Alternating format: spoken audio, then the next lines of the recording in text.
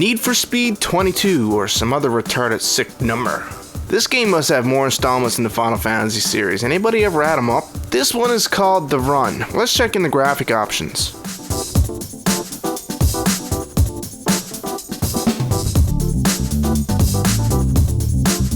This is great actually. Us PC gamers got some of the Frostbite 2 graphic options. Let's go Ultra!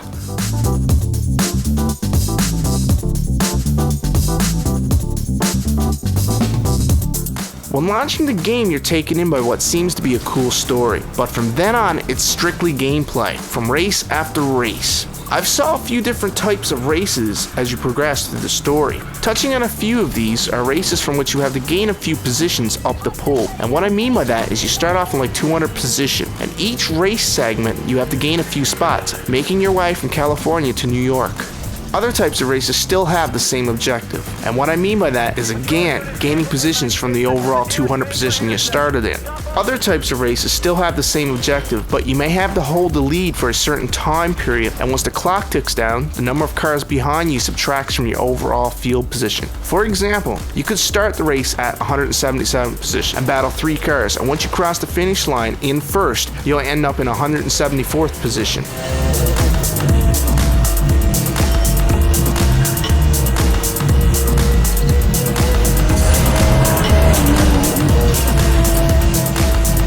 Gameplay is, well, I'll start off by saying it ain't no Forza or Gran Turismo, but this is Need for Speed, and it really has never been like them.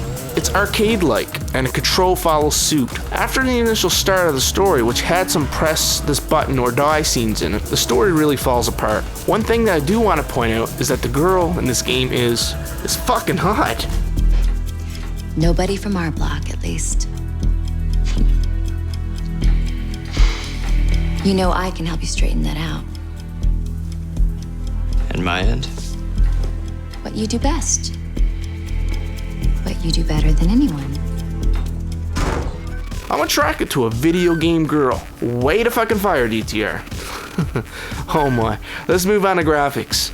The game uses the Frostbite 2 engine, which is what Battlefield uses. I don't get it though. Why does Battlefield look way more fucking beautiful in this game? The game don't look bad, don't get me wrong, it just don't look as good as Battlefield. Face textures look amazing. Textures are great in this one, and optical flares look good sometimes. It seems out of place, to be honest, like overused. Also, I noticed that anti-lacing isn't kicking in or some shit, but I think you could force that on in your hardware controls. The game is also capped at 30 frames per second, which is a shame. I'm able to hold 30 frames with no lag in Fraps recording. Need for Speed has been going through changes over each installment to try and find itself again. This game went back to its roots with some added story, but I'm still not sure if they got it right. Let's level here. Need for Speed used to be about racing and outrunning cops, dodging traps to get to the finish. That's basically what Need for Speed was, back in the PlayStation era like the first one. You'll be doing the same in this game, but the story seems to be getting in the way. It's like it's taken away from the overall game.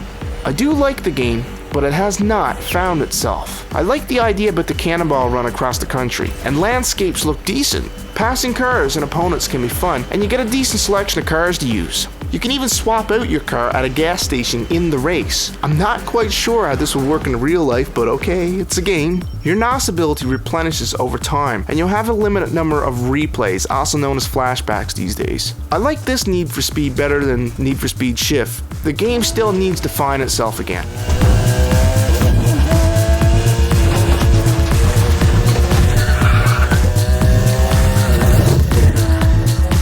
As you finish each race segment, you'll gain experience to level up your car, which unlocks items or other cars for you to use in the game. It also unlocks avatars and other stupid fucking things we really don't give a shit about. Just give us the cars.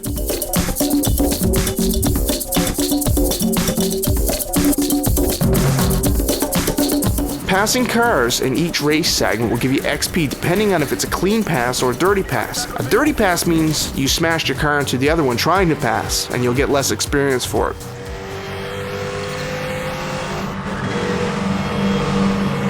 The sound in the game is great. They recorded the engine sound doing something different, and it does add to the overall authenticity to the cars. Tires screeching around a turn sounds equally as good, as you can hear not just one, but all four of them. Besides for that, you get your normal abilities like turning on your amplifier and hearing noise come out, which is always a good bonus.